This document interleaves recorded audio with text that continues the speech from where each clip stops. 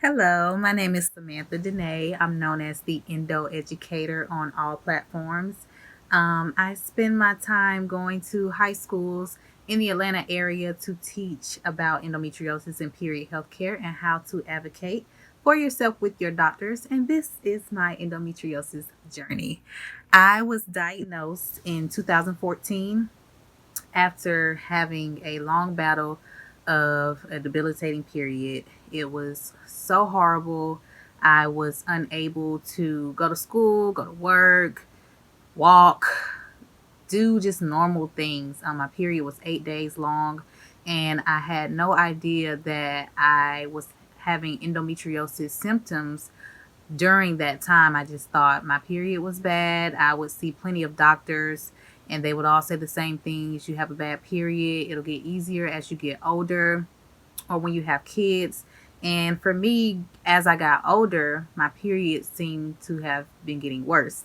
And I had an incident where I almost overdosed on codeine for my period symptoms and was not aware of how to take narcotics.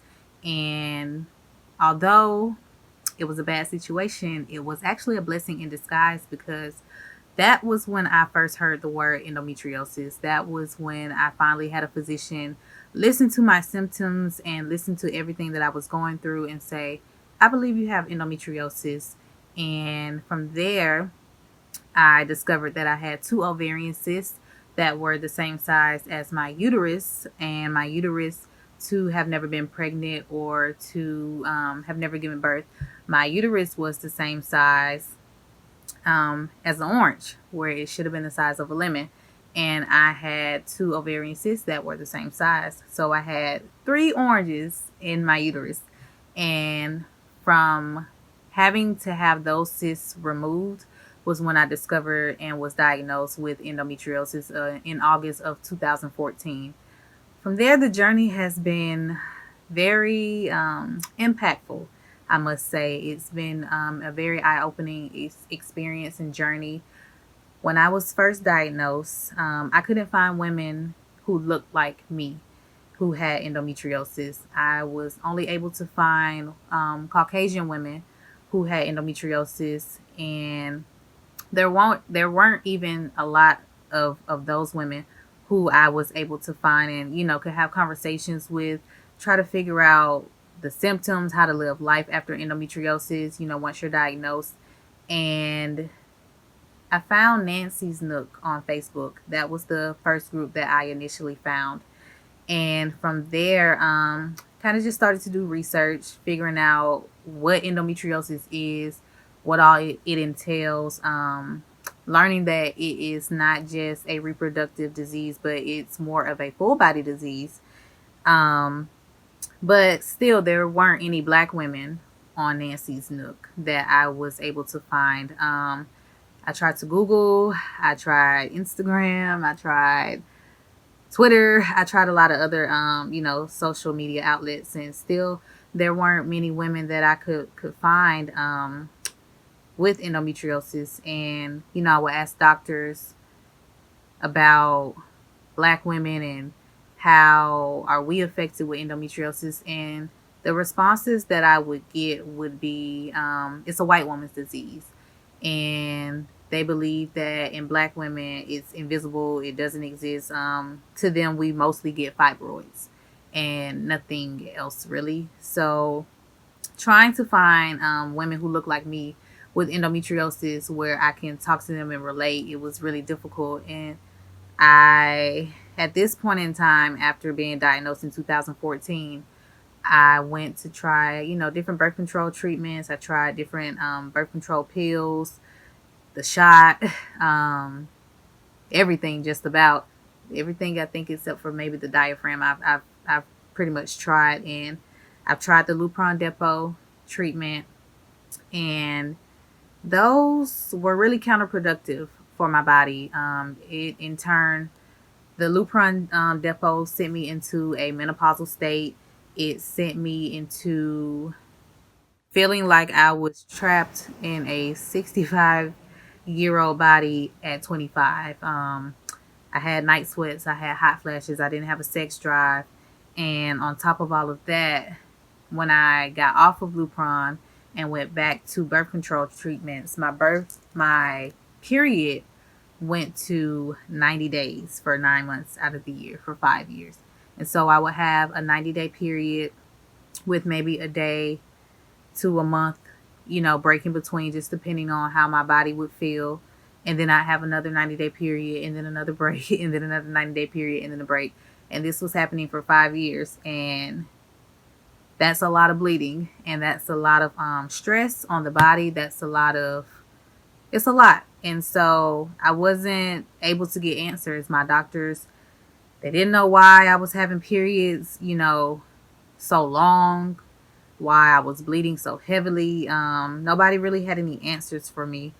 And I kind of just started to do the work myself, really listen to my body, really try to figure out how I was going to be able to heal myself from having a 90-day period, because I scheduled 3 hysterectomies. That's usually what they like to offer women of color and black women.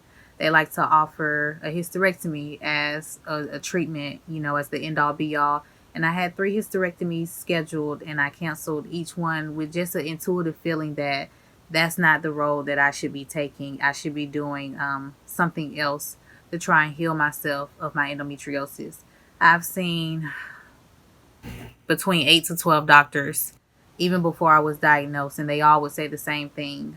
Your period will get easier as you get older, and when you get pregnant, your period will get easier. Your period will get easier. It's just, hard right now. And that wasn't the case. It was like they weren't listening to me and my symptoms. They weren't listening to the issues that I was having. And I feel as though they weren't doing that because I'm a black woman, and in the medical society, it is a stigma that black women are able, or black people in general, are able to withhold and stand pain at a higher rate, at a higher threshold than other groups of people. And that's just simply not true. So I've taken the journey with endometriosis, and I've turned it into having a journey of advocacy, being able to speak with women on their journeys, being able to teach the students and the children that are growing up in this world about their period, about women's reproductive health and women's reproductive diseases, and letting them know that the things that you experience may be told to you that it's normal, but it's not.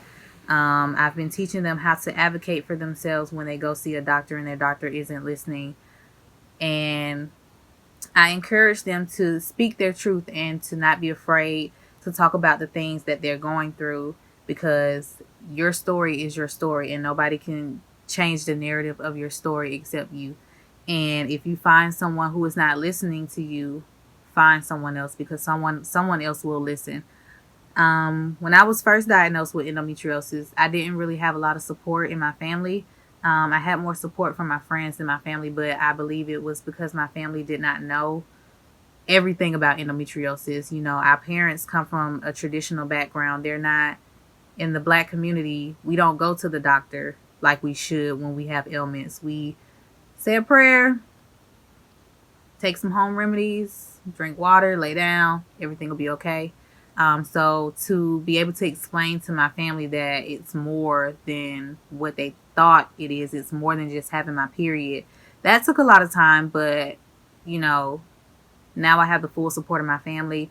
Now they know what I go through. They encourage me to be healthy and to be on my best so that I can be a better person for myself. I've had 2 laparoscopic procedures since being diagnosed in 2014. Looking to get excision surgery one day to be able to remove endometriosis that grows on my bladder and my colon. Praying one day I have a miracle baby, even though my doctor says that that's not possible. I believe that one day I will be able to be a mother.